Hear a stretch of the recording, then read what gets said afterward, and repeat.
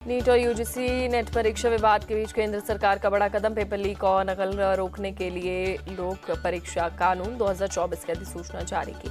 21 जून से anti paper leak कानून लागू। अनुचित साधनों का इस्तेमाल करने पर 3 से 5 साल की सजा और 10 लाख तक का जुर्माने का प्रावधान। अधिसूचना का मुताबिक संगठित अपराध में शामिल लोगों को 5 से 10 साल तक का सजा और न्यूनतम 1 करोड़ के जुर्माने का प्रावधान। गड़बड़ी मामले में किसी संस्थान का नाम आने पर उसकी संपत्ति होगी जब्त। राष्ट्रपति द्रौपदी मुर्मू ने कानून को 12 फरवरी को दी थी मंजूरी। एनटीए ने सीएसआईआर यूजीसी नेट की परीक्षा स्थगित की। 25 जून से 27 जून के बीच होने वाली थी परीक्षा। एनटीए ने परीक्षा स्थगित करने के पीछे संसाधनों की कमी को बताया वजह। परीक्षा की अगली तारीख का ऐलान आधिकारिक के वेबसाइट पर किया जाएगा। गुजरात और बिहार के बाद अब झारखंड से जुड़े नीट पेपर लीक के तार। पटना में बरामद नीट पेपर के जले बुकलेट के हजारीबाग से लीक होने की आशंका। एनटीए ने शिक्षा मंत्रालय को दी जानकारी। सूत्रों के मुताबिक जले बुकलेट पर मिले नंबर के मुताबिक हजारीबाग के एक सेंटर से पेपर लीक होने की आशंका। जला हुआ बुकलेट बरामद होने के बाद इकोनॉमिक ऑफेंस यूनिट ने एनटीए से ओरिजिनल क्वेश्चन पेपर की मांग की। एनटीए ने अभी तक नहीं भेजे original question paper. Bihar police के इकोनॉमिक ऑफेंस यूनिट ने तेजस्वी यादव के पर्सनल सेक्रेटरी को भेजा नोटिस। पूछताछ के लिए आज किया तलब। Economic offence unit Pritam Kumar से गेस्ट हाउस में बुकिंग के लिए फोन किए जाने के संबंध में करेगी पूछताछ। पेपर लीक में उनकी भूमिका पर भी होंगे सवाल। पेपर लीक मामले पर बोले एमपी कांग्रेस अध्यक्ष जीतू पटवारी, पेपर लीक से छात्रों का जीवन बर्बाद हो रहा। जोधपुर के सूरसागर में सांप्रदायिक हिंसा के मामले में अब तक 43 आरोपी गिरफ्तार। शुक्रवार को दो पक्षों के बीच हुई थी झड़प। राजस्थान के जोधपुर में विवादित जमीन पर अवैध निर्माण को लेकर दो समुदाय आए थे आमने सामने। दोनों पक्षों में कई घंटों तक चले ईंट पत्थर। एक पक्ष ने दूसरे पक्ष के घरों पर क्या पत्थरा। दुकान में भी आग लगाई गई।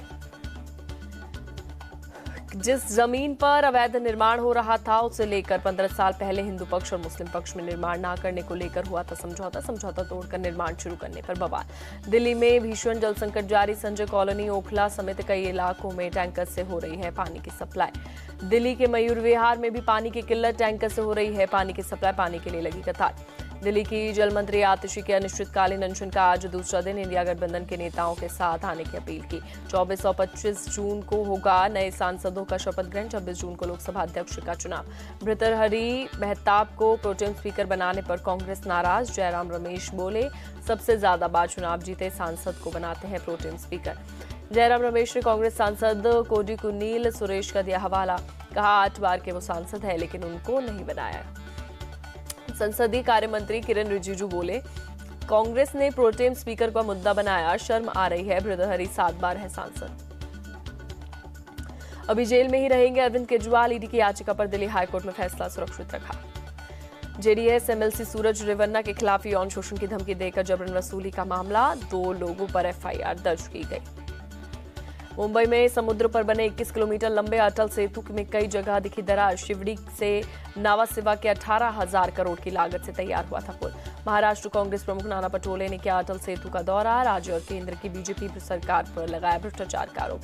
नाना पटोले की पुल की स्थिति पर जताई चिंता। बॉम्बे हाईकोर्ट से मामले में तुरंत संज्ञान लेने और जांच करवाने की मांग की।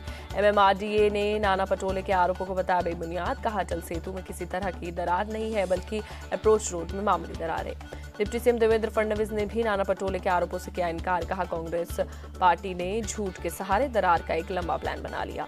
बांग्लादेश की प्रधानमंत्री शेख हसीना का राष्ट्रपति भवन में पीएम मोदी ने किया स्वागत। गार्ड ऑफ ऑनर ने किया गया सम्मानित। शेख हसीना और पीएम मोदी ने एक दूसरे के प्रतिनिधियों से भी मुलाकात की। राष्ट्रपति भवन के प्रांगण में हुई मुलाकात। विदेश मंत्री एस जयशंकर से मिले बांग्लादेश के पीएम। सीमा पर और सुरक्षा के कई अहम मुद्दों पर हुई चर्चा। गैंगस्टर छोटा शकील के रिश्तेदार आरिफ शेख की मुंबई में हार्ट अटैक से मौत। 2022 में एनआईए ने टेरर फंडिंग केस में किया था गिरफ्तार। तमिलनाडु के कलाकुरुचि में जहरीली शराब से 50 लोगों की मौत के बाद प्रशासन सतर्क। त्रिची थोरियूर के कलेक्टर और एसपी के जब्त की 250 लीटर अवैध शराब। पंजाब के तरनतारन में सीमा के पास से पाकिस्तानी ड्रोन बरामद। बीएसएफ और पुलिस के संयुक्त सर्च ऑपरेशन में मिला ड्रोन। उत्तर प्रदेश में 11 आईपीएस अफसरों के तबादले। लखनऊ और प्रयागराज के पुलिस कमिश्नर बदले गए। अमरेंद्र सिंह सेंगर लखनऊ पुलिस के नए कमिश्नर बनाए गए। यूपी के फिरोजाबाद में चोरी के मामले में जेल में बंद आरोपी की मौत के बाद बवाल। मृतक के परिजनों ने पोस्टमार्टम के बाद शव को चौराहे पर रखकर लगाया जाम। मौके पर पहुंची पुलिस टीम पर पथराव। मृतक के परिजनों और स्थानीय लोगों ने पुलिस के साथ की मारपीट, पथराव और तोड़फोड़ के बाद की आगजनी। पुलिस ने लाठीचार्ज कर भीड़ को खदेड़ा। करीब 10 लोग हुए घायल। परिजनों का आरोप, युवक की मौत पिटाई से हुई। चोरी के झूठे आरोप में गिरफ्तार करने का आरोप। मौके पर बवाल बढ़ता देख आसपास के 5 थानों से पुलिस बुलाई गई। एसएसपी समेत कई अधिकारियों ने संभाला मोर्चा। फिलहाल हालात काबू में। एसएसपी के मुताबिक युवक मोटरसाइकिल चोरी के आरोप में हुआ था गिरफ्तार। जेल में तबीयत खराब होने के बाद इलाज के दौरान मौत। दिल्ली के निलोठी गांव में एक फैक्ट्री में लगी भीषण आग। काफी दूर से दिखाई दी लपटें। आसपास के इलाके में मचा हड़कंप। दमकल की 28 गाड़ियों ने काफी मुशक्कत के बाद पाया काबू। हादसे में किसी के घायल होने की खबर नहीं। गुरुग्राम में फायरबॉल बनाने वाली फैक्ट्री में ब्लास्ट के बाद लगी आग। हादसे में 2 लोगों की मौत। दमकल की 24 गाड़ियों ने कड़ी मुशक्कत के बाद पाया काबू। दिल्ली के वजीरपुर इंडस्ट्रियल इलाके में डबल मर्डर। हत्या के इरादे से आए 3 लोग में से 2 की चाकू मारकर हत्या। जांच में जुटी पुलिस। ठाणे में फुटबॉल टर्फ क्लब में दूसरी सोसाइटी की शेड गिरने की वजह से 7 बच्चे घायल। क्लब में फुटबॉल खेलने गए थे 17 से 18 बच्चे। घायल बच्चों को इलाज के लिए अस्पताल में कराया भर्ती। शिवसेना विधायक प्रताप सरनाइक ने अस्पताल जाकर घायल बच्चों की मुलाकात की। घायल बच्चों में 4 बच्चों की हालत ठीक। प्रताप सरनाइक ने मुख्यमंत्री से पूरी घटना के बारे में चर्चा की। डॉक्टर को बेहतर इलाज का निर्देश दिया। ठाणे के गोखले मार्ग स्थित अर्जुन टावर में आग लगी। दमकल कर्मियों ने पाया काबू। ऋषिकेश के रानी पोखरी हाईवे पर पेड़ गिरने से यातायात कुछ देर के लिए हुआ बाधित। एसडीआरएफ ने पेड़ को सड़क से हटाया। दिल्ली के उपराज्यपाल विनय कुमार सक्सेना ने सद्भावना पार्क का दौरा किया। दिल्ली चलो पार्क भी पहुंचे उपराज्यपाल। एनएसजी के साथ दिल्ली पुलिस के जवानों ने की मॉक ड्रिल। बीती रात पुलिस हेडक्वार्टर में एक्शन में नजर आए जवान। पंजाब पुलिस ने भटिंडा में एंटी ड्रग्स क्रिकेट लीग का आयोजन किया। भटिंडा के एसएसपी दीपक पारेख समेत वरिष्ठ पुलिस अधिकारियों ने खेला क्रिकेट। जम्मू कश्मीर के उपराज्यपाल मनोज सिन्हा ने वीडियो कॉन्फ्रेंसिंग के जरिए अमरनाथ की प्रथम पूजा में लिया हिस्सा। 29 जून से शुरू होने वाली अमरनाथ यात्रा। प्रथम पूजा करने के बाद बोले एलजी मनोज सिन्हा, 29 जून से शुरू होने वाले बाबा अमरनाथ के दर्शन के लिए श्रद्धालुओं को मिलेंगी सभी जरूरी सुविधाएं। सुरक्षा के भी पुख्ता इंतजाम। रक्षा मंत्री राजनाथ सिंह वृंदावन के बांके बिहारी मंदिर पहुंचे। बांके बिहारी जी के दर्शन कर आशीर्वाद लिया। ज्येष्ठ पूर्णिमा के मौके पर बड़ी संख्या में प्रयागराज पहुंचे श्रद्धालु। संगम घाट पर लगाई आस्था की डुबकी। पूर्णिमा के मौके पर हजारों की संख्या में अयोध्या पहुंचे श्रद्धालु। सरयू नदी में लगाई आस्था की डुबकी। पूर्णिमा के अवसर पर हरिद्वार में भी उमड़ी श्रद्धालुओं की भीड़। गंगा नदी में लगाई पवित्र डुबकी। पूर्णिमा के अवसर पर ओडिशा के पुरी में भी बड़ी संख्या में पहुंचे भक्त। जगन्नाथ मंदिर में भक्तों ने दर्शन कर लिया आशीर्वाद। ज्येष्ठ पूर्णिमा पर हापुड़ के गढ़मुक्तेश्वर में भी उमड़ा भक्तों का सैलाब। श्रद्धालुओं ने ब्रज घाट पर किया स्नान। गुवाहाटी के कामाख्या मंदिर में वार्षिक अंबुबाची मेला शुरू। देश भर से बड़ी संख्या में पहुंचे श्रद्धालु। रूसी राष्ट्रपति पुतिन ने सुरक्षा के मुद्दे को लेकर नाटो और यूरोपियन देशों से बातचीत पर जताई सहमति। पूछा वो कब तैयार है। राष्ट्रपति पुतिन ने वियतनाम यात्रा के दौरान दक्षिण कोरिया से जताई नाराजगी। कहा यूक्रेन को हथियारों की सप्लाई दक्षिण कोरिया की बहुत बड़ी गलती होगी। रूस और उत्तर कोरिया के बीच नए रक्षा समझौतों से खफा दक्षिण कोरिया। रूसी राजदूत को तलब कर उत्तर कोरिया से सैन्य सहयोग रोकने को कहा। रूसी राजदूत ने दक्षिण कोरिया की अपील को मानने से किया इनकार। कहा रूस को धमकी देने या ब्लैकमेल करने वाली कोई भी कोशिश मंजूर नहीं। गाजा के राफे में रेफ्यूजी कैंप पर इजरायली सेना का बड़ा हमला। कम से कम 25 फिलिस्तीनियों की मौत।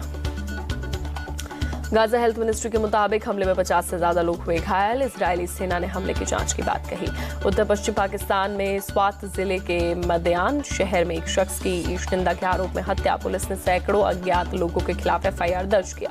पुलिस ने 20 जून को मोहम्मद इस्माइल नाम के एक टूरिस्ट को एक होटल से पकड़ा था। लोगों का आरोप था कि मोहम्मद इस्माइल के कुरान के पन्ने जलाए गए।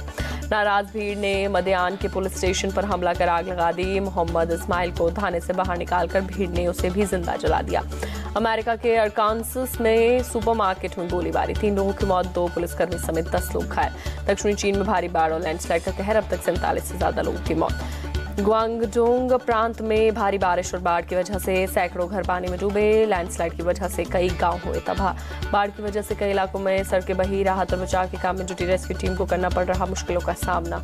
शुक्रवार बारिश की मार झेल रहे अल साल्वाडोर में अब तक 19 लोगों की मौत। शुक्रवार को एक मकान के गिरने से 2 बच्चियों सहित 6 लोगों की मौत। भारतीय विदेशी मुद्रा भंडार में 2 हफ्ते की रिकॉर्ड बढ़त के बाद आई कमी। $2 अरब 92 करोड़ की गिरावट दर्ज। भारतीय विदेशी मुद्रा भंडार $652 अरब 89 करोड़ $1 पर पहुंचा। आरबीआई ने जारी की 14 जून को खत्म हुए हफ्ते की रिपोर्ट। गोवा में पेट्रोल और डीजल पर वैट में आई बढ़ोतरी। आज से पेट्रोल ₹1 और डीजल 36 पैसे महंगा।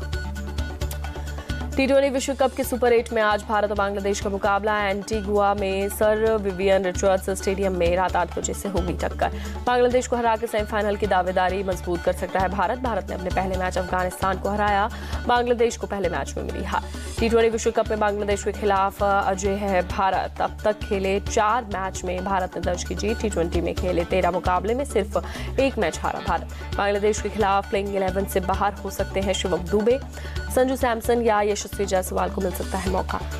बांग्लादेश के खिलाफ मैच से पहले भारत की टीम ने मैदान पर जमकर बहाया पसीना। भारत के खिलाड़ियों ने मैदान पर की जमकर बल्लेबाजी। विश्व कप के सुपर 8 के मुकाबले में साउथ अफ्रीका की लगातार दूसरी जीत। सेमीफाइनल के नजदीक पहुंचा साउथ अफ्रीका। इंग्लैंड को 7 रनों से हराया। साउथ अफ्रीका की टीम ने पहले खेलते हुए 164 रनों का दिया लक्ष्य। अफ्रीका को मैच के आखिरी ओवर में मिली जीत। इंग्लैंड की तरफ से हैरी ब्रुक ने 53 रनों की पारी खेली। लियाम लिविंगस्टोन 33 रन बनाकर आउट हुए। बटलर ने 17 रनों का दिया योगदान। साउथ अफ्रीका की तरफ से कसिगो रबाड़ा और केशव महाराज को 2-2 विकेट मिला।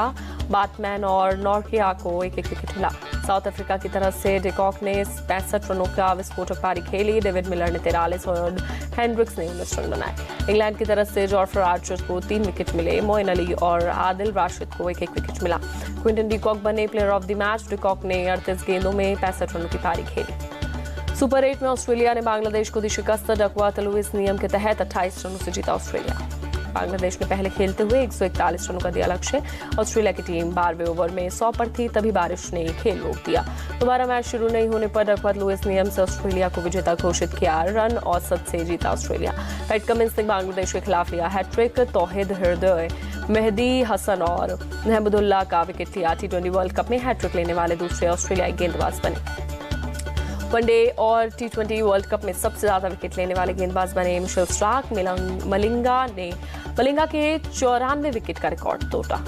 ऋषभ पंत के नाम विकेट कीपिंग में जुड़ा एक खास रिकॉर्ड। T20 वर्ल्ड कप के एक सीजन में सबसे ज्यादा शिकार करने वाले विकेट कीपर बने। पूर्व खिलाड़ी संजय मांजरेकर ने की जसप्रीत बुमराह की तारीफ। बोले, भारत भाग्यशाली है। इंटरनेशनल क्रिकेट में बुमराह के आसपास भी नहीं होगी कोई गेंदबाज। साल 2024 के अंत में साउथ अफ्रीका का दौरा करेगी टीम इंडिया। 8 से 15 नवंबर के बीच खेले जाएंगे 4 T20 मुकाबले।